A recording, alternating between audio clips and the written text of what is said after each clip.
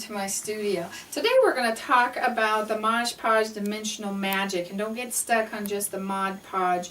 We want to talk about the dimensional magic, and this is what the product that I use on my jewelry to give it a really thick coating so we don't have to worry about it melting.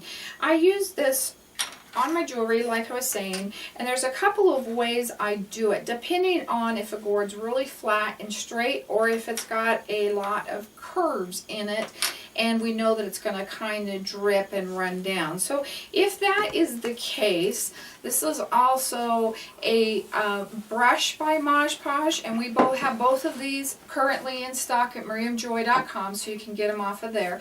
And what I do is I take my brush and I just wet it just to make it damp. That is it. Just so that that dimensional magic does not get caught up way up in there. So if you need to unplug it, just take your needle and run that through the top and that'll come out. And I'll show you a trick at the end to keep it from doing that. So I'm going to just put a little bit along the edges first of all.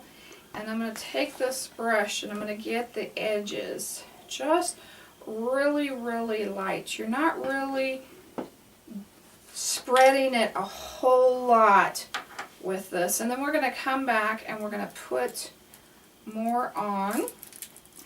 There it comes. And we're just going to even that out. Now what I tell people as a rule of thumb, if you can see brush strokes, you don't have it thick enough, because they should see the brush strokes and kind of gel out. So we have that nice and even across there, and it's not going to run off on us. Now, if this is crayon underneath it, go ahead and let this completely dry and do 2 to 3 coats so that the wax stays permanently in place. And you want that, it says let it dry for 3 hours. So we'll let that dry for 3 hours and then put 2 more coats on that. So that's one way of doing it. And now the second way of doing it is coming, and I usually do it on something like a piece of plastic or something like that, or my old dry board, because what we're going to do, it may come off the sides. We're going to start on the sides, and we want to make sure we get those edges, and we're going to take this and we're going to go around and around and around. And sometimes if I think there's too much on the edges, I'll even just kind of pull that in so it's not quite as thick on the edges. So don't be afraid to move that around with your nozzle a little bit and continue to cover that.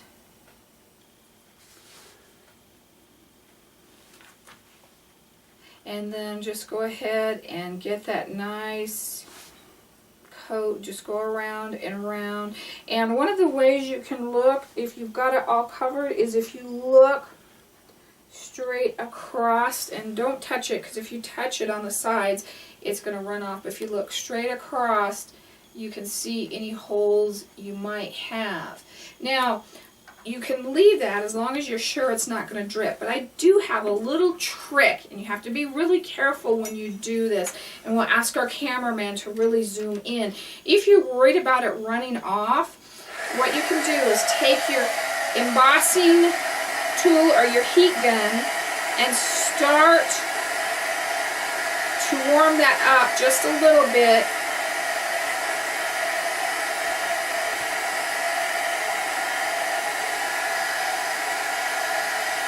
And you'll see it'll kind of start to get a skim, like if you heated milk across the top.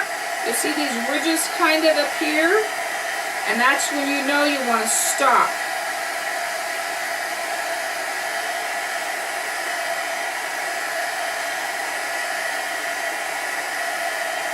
Usually it's done it by now. It's a little bit cooler today.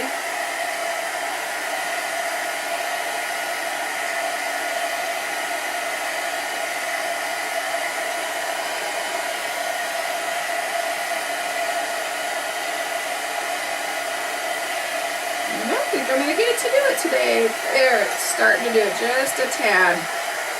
So now you can see it. You can see how it's kind of got a film across the top. Sometimes you have to pull it away to see that. And so right when it starts to do that, leave it alone, and then it will settle back down again and continue to dry.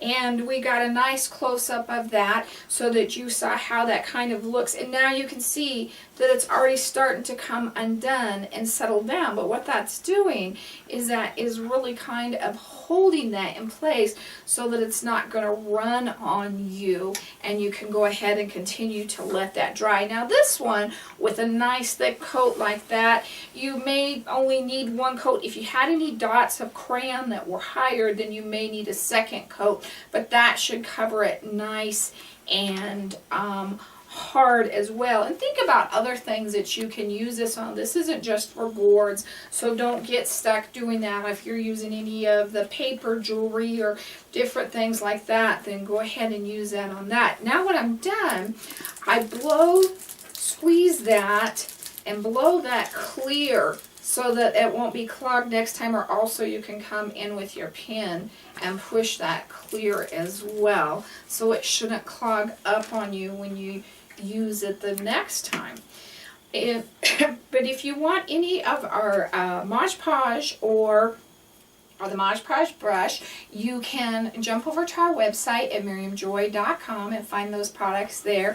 I also have the YouTube videos available to show you how to do these different type necklaces that I'm working on.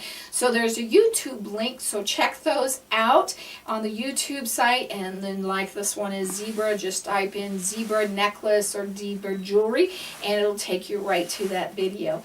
Thank you for joining me today. God bless.